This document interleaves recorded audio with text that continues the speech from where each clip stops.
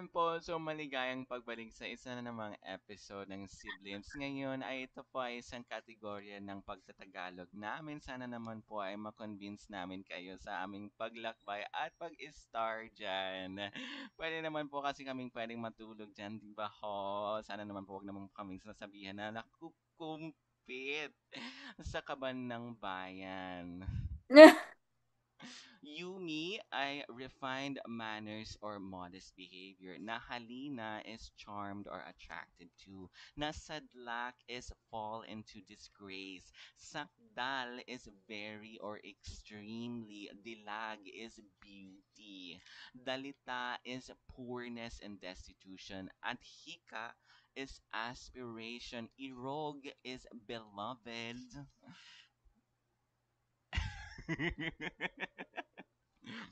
Poblacion is town center or downtown. Kuta is fort.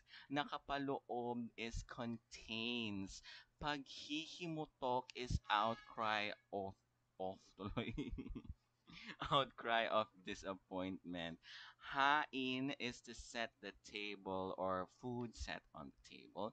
Bienan is mother-in-law or Wait, father-in-law. less than a minute. Bayaw is brother-in-law. Manugang is son-in-law or daughter-in-law. Bayag is testicle. Paldo is bundle of goods. Chibog is food or eating time. Agik is okay, alright. Salvage is actually sabotage and not save or rescue.